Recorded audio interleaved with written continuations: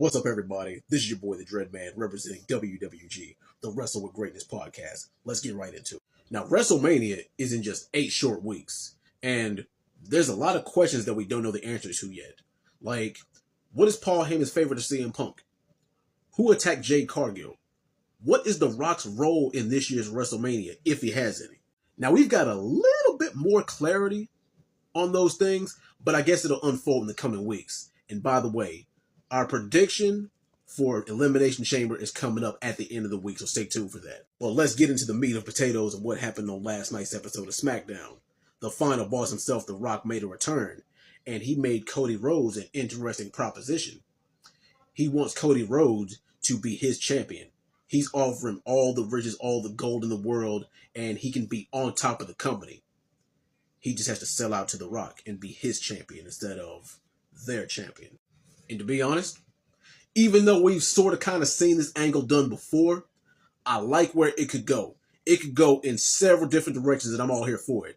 Now, everybody's main theory with this one is this could be the catalyst of Cody Rhodes turning heel. Now, do I think that this should be an overnight kind of thing? No. However, I do think that it should be a slow build.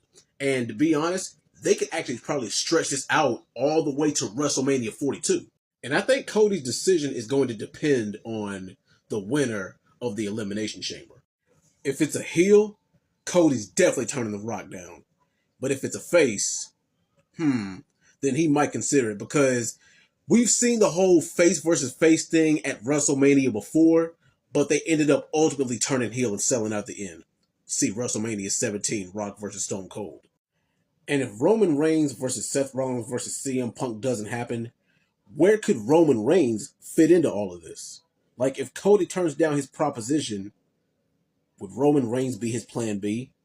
Because The Rock still has pretty strong ties with the bloodline, and maybe he makes Roman an offer that he can't refuse. Because right now, despite what Roman Reigns is going through, there's nothing more that he'd love to have that title back.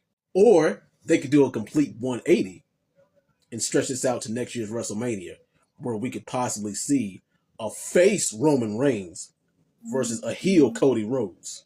But here's my pitch for this. Let's just say that somewhere in the next 12 months, Cody Rhodes turns heel and Roman Reigns challenges Cody for the title and wins. And then The Rock steps down and says, if you want something done right, you got to do it yourself. And The Rock challenges Roman for the WWE Undisputed title. And not just for that, but for the honor to be called the head of the table. And where does CM Punk's favor fall into this? I'm not sure. But it could involve Paul Heyman screwing Roman over, or maybe even screwing Cody over himself, because Paul Heyman still does have ties to both. So many questions, not enough time to answer them all.